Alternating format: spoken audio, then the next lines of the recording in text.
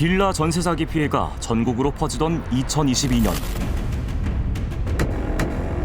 저렴한 금액이지만 신축이다 보니 계좌를 찾을 수밖에 없거든요. 한 달 이내에 돈을 줘야 되거든요. 돈을 돌려주지 않고 전혀 연락 안 되고. 오피스텔은 안전해 보였습니다. 그때 한참 전세 사기 문제가 있었으니까 그런 걸 좀 피하려고 오피스텔 쪽으로만 문의를 했던 것도 있죠. 생각보다 역도 가깝고 옆에 마트도 있고 이러니까 꽤나 괜찮은 거예요. 보증금도 안전할까요? 계약 당시에는 되게 떵떵거리면서 저한테 호언장담했었거든요. 돈 무조건 줄 수 있다. 누가 잘못한 걸까요? 그런 생각이 들더라고요. 우리가 미련했다. 세상이 원래 이런 것이었구나. 서울 가양동의 한 오피스텔. 현재 경매 절차가 진행 중입니다. 도시가스 안내서 층별로 점점 이게 좁아지는 구조여가지고 네, 저희는 다 6세대? 1, 2, 3, 4, 네, 6개 정도 되는 것 같아요. 빠져있는 세대가 많나 봐요. 그쵸, 지금 비어있는 데가 많아요. 공실이 많아요. 공실이 많아요? 네, 왜냐면 인척권 등기가 설정이 돼 있으니까. 월세 아니고는 사실 안 들어오시죠.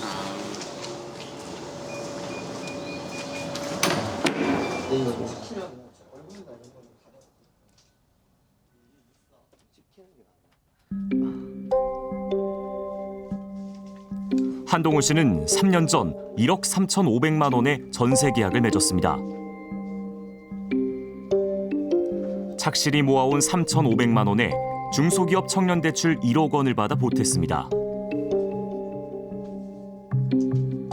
보통은 이제 이 정도 규모로 에어컨이랑 냉장고 그리고 선반은 원래 옵션이었던 거죠. 네, TV까지. 그리고 위에 저 나무 선반. 네. 오피스텔을 이제 선택하시게 된 이유가 혹시 있을까요? 그때 당시에도 빌라는 아무 좀 위험하다는 인식이 좀 있었고 여기가 오피스텔에 집도 가깝고 해서 사실 네. 하지만 지난해 계약 연장을 앞두고 상황은 예상과 다르게 흘러갔습니다. 계약 기간이 끝난 뒤에도 보증금을 돌려받지 못한 다른 세입자들의 임차권 등기 설정이 이어졌습니다. 그럼에도 임대인은 아무 문제가 없다는 태도를 보였다고 합니다.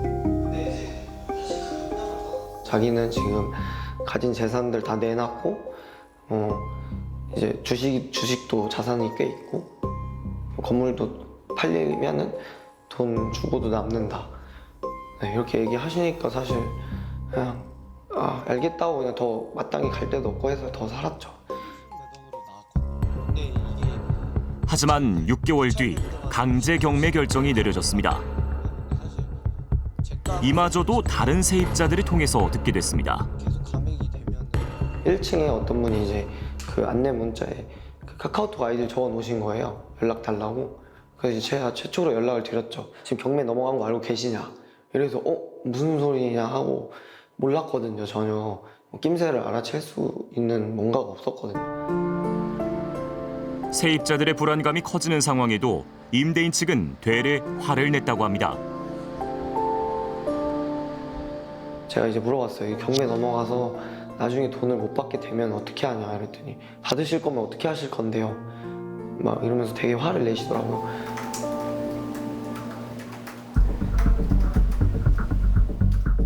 전체 60세대 중 22세대가 보증금을 돌려달라며 임차권 등기를 신청했습니다.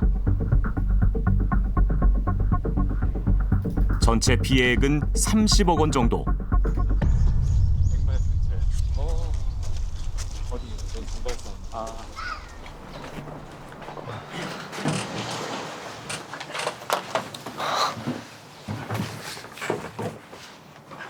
결혼을 앞뒀던 이 남성도 그 피해자 중 한 명입니다. 네, 그때 한참 전세 사기 문제가 있었으니까 그런 걸 좀 그래도 좀 피하려고 오피스텔 쪽으로만 문의했던 것도 있죠. 지난해 만기가 지났지만 전세 보증금 1억 6천만 원을 돌려받지 못했습니다. 세입자인데요. 네네네. 그 전세금을 아직 못 돌려받아가지고. 아, 지금 그렇지 않아도 지금 매매를 하고 있어가지고 10월 말에서 11월 정도면은 해결이 될 것 같아요. 세입자분들이 임차권 등기를 계속 하셔가지고 방이 안 나가요, 아예. 지난주 금요일날에 문자 드렸었는데 오늘 전화 주신다고 했는데 답이 없어가지고. 네, 문자 주신 거죠? 네, 맞아요. 네, 지금 아직 사실은 없어요. 결국 보증금을 받지 못한 채 올해 초 결혼을 해야만 했습니다. 원래는 요거를 보증금을 받아서 이렇게 그쵸. 받고 이제 같이 집을 구했어야 됐는데 어쨌든 저는 결혼하는 상황에 제 잘못이든 뭐 아니든 빚이 있는 상태잖아요. 그래서 문제가 좀 있었죠. 임대인 측은 일부 세입자 때문에 보증금 문제가 커졌다며 핑계만 대고 있었다고 합니다. 경매가 끝내기를 기다리고 있다 이렇게 얘기하더라고요. 그래서 그때 이제 얘네들은 반환을 할 생각이 애초에 없었구나라는 생각이 들면서 이제 그때 이게 말로만 듣던 사기구나라는 생각이 들었죠. 피해자들은 전세 사기 피해자 신청과 함께 형사 고소를 준비하고 있습니다. 하지만 임대인 측은 경매 입찰가가 낮아도 보증금 반환에 문제 없을 거라고 장담합니다. 80억밖에 안 나와서 저희도 화가 나는 그런 케이스고 80억, 70억에 낙찰돼도 기존 세입자분들 보증금 반환 받는데 하나도 문제 없습니다. 이런 오피스텔은 건축법상 업무시설로 분류되지만 욕실과 주방 등 일정 요건을 갖추면 주거용으로 사용할 수 있습니다. 더욱이 관리 업체가 있다는 점에서 세입자들에겐 빌라보다 안전해 보였다고 합니다. 일반 아파트와 오피의 그 구조적으로 봤을 때 차이가 없어요.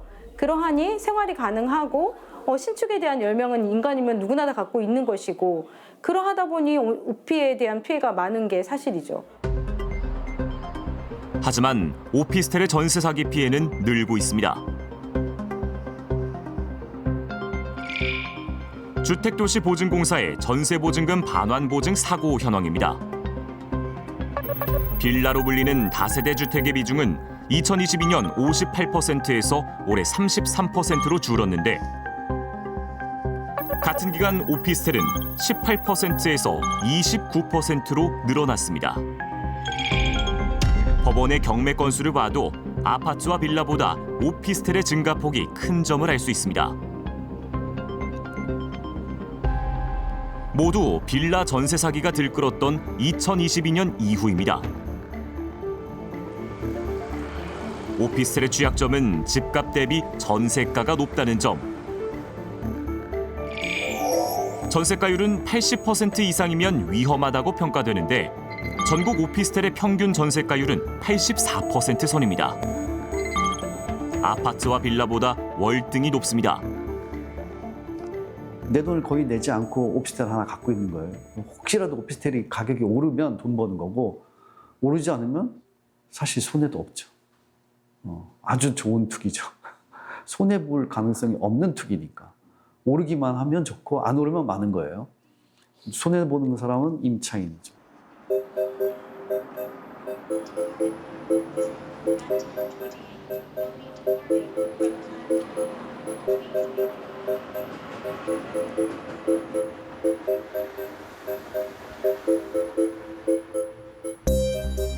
오피스텔 전세 피해 역시 수도권만의 문제는 아닙니다.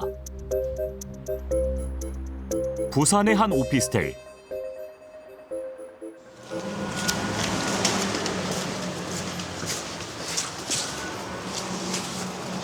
내려갈 수도 있나요? 예. 요거는 지금 왜 설치를 해놓으신 건가요? 지금 침수가 되면 여기가 물이 다 차거든요. 이게 약간 저지대인가 보죠? 예, 지금 보면은 이 삼거리에서 여기가 지대가 제일 낮습니다. 2년 전 이 오피스텔은 침수 피해를 입었습니다. 그때 이게 물이 들어와서 위까지 다 찼었어요. 아, 여기까지 물이 찼던 거예요? 네.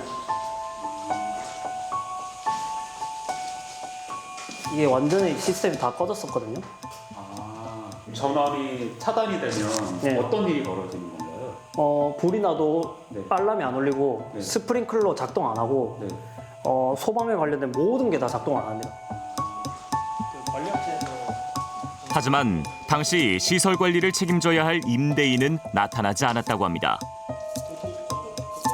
결국 급한 대로 임차인들이 복구 비용을 냈습니다. 그게 전부 다 고장나서 엘리베이터도 고장나가지고 그때 당시에 한 번 침수돼서 수리비가 토탈 한 4천인가 5천이 들었어요.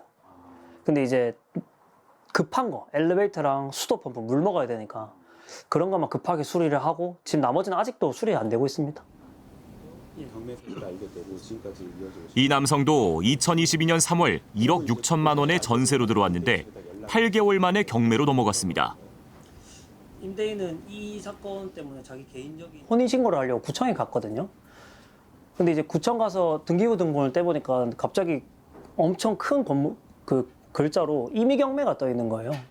그 뒤로 임대인한테 연락을 수차례 하니 본인은 해결을 계속 하겠다고만 말을 했거든요.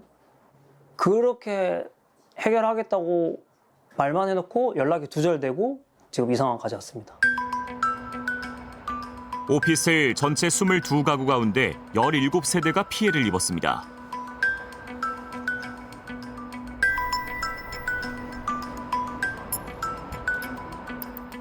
회의 중이니 나중에 전화하겠습니다. 네. 또 회의 중이니 나중에 전화하겠습니다. 그러니까 저희가 1월 5일까지는 일단 경매를 최대한 빨리 끌 테니까요. 네네. 그리고 은행하고도 이제 그 부분만 정리되면은 경매는 취하해준다고 저하고 얘기를 해놓은 부분이니까. 알고 보니 보증금으로 개인 사채를 갚은 거군요. 그렇죠. 그리고 개인 사생활로 다 사용을 했고 개인 통장으로 다 해서 생활비로 다 사용했고.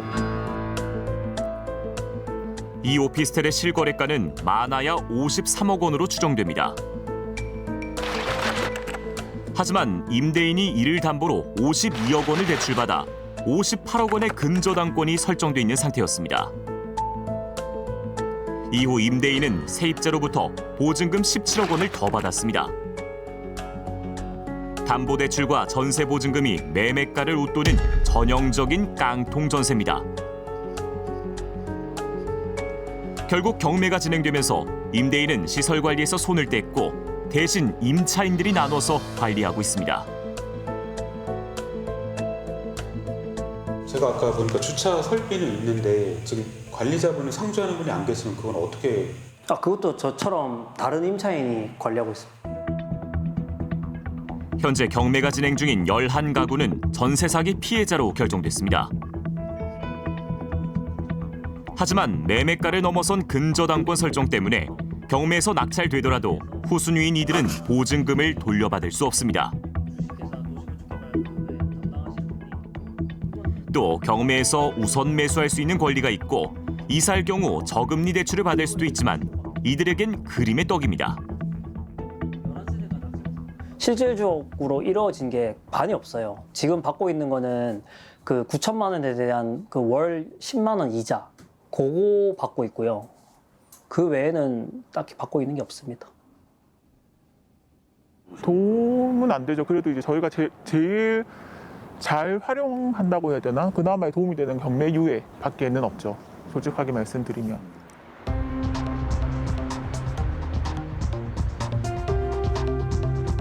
(2023년) 전세 사기 피해자를 돕기 위한 특별법이 처음 제정됐습니다.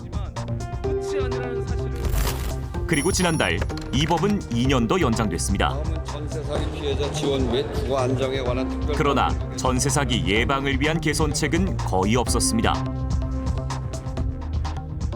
2022년을 기점으로 해서 이게 폭발적으로 전세 사기 깡통 전세 문제가 증가하면서 문제는 사회적으로 크게 되었고 이게 2023년 특별법 제정 이렇게 되었는데 피해자 구제를 위한 특별법은 만들어진 반면에 피해 예방을 위한 제도적인 장치들은 거의 움직임이 없었어요. 그러다 보니까 이 피해가 감소하는 게 아니라 지금 현재 상황도 좀 주춤하고 있다 정도이지 이 문제가 해결되지 않고 여전히 남아 있는 거죠. 인천 미추홀구 전세 사기 피해자인 안상미 위원장은 3년이 지났지만 상처가 여전합니다. 내가 이런 피해를 당한 게 분명히 내가 알아보고 열심히 한다고 열심히 살려고 했던 계약이었는데 불구하고 이런 상황이 되니까 이걸 누구한테 제대로 말도 못 하겠고 굉장히 자책만 하게 되는 그런 상황이었는데 이런 문구가 있어서 이 말을 제가 듣고 싶었었나 봐요.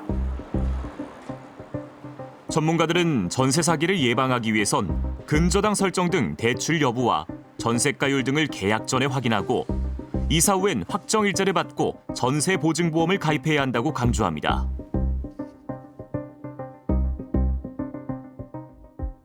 우리가 금융기관이 주택담보대출 같은 또는 뭐 담보대출을 할 때 이 돈을 잘 갚을 수 있을 것인가, 내가 잘 받아낼 수 있을 것인가, 금융기관들은 그런 고민을 하거든요. 결국에는 세입자도 임대인한테 전세 보증금을 빌려주는 셈이니까 이게 안전하게 돌려받을 수 있을 것인가 라고 고민을 해야 돼요.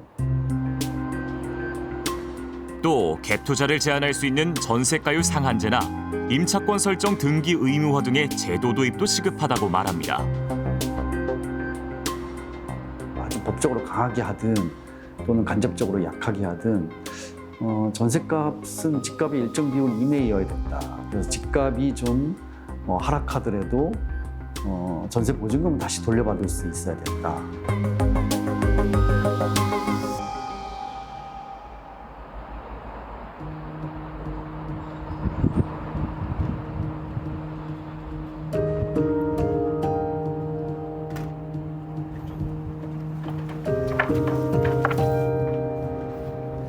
부푼 기대를 안고 신혼집으로 고른 오피스텔이었습니다. 직장이 여기 근처라 가지고 가까운 데를 알아보다가 마침 뭐 새 오피스텔이고 또 결혼도 하다 보니까 원래는 원룸에 있었는데 조금 이제 큰 집으로 오자 해가지고 알아보다 보니까. 하지만 건강을 잃고 삶 전체가 무너졌습니다. 이제 평생 모은 돈이었어가지고 가슴이 철렁했고 진짜 나쁜 생각도 많이 들었고 스트레스가 너무 많았고 정신적으로도 힘들어가지고 뭐 현재는 또 대장암도 앓고 있거든요. 2025년 전세 사기 피해는 계속되고 있습니다. 만약에 이 전세 계약하기 전으로 돌아가신다면 네. 어떻게 하실 것 같으세요?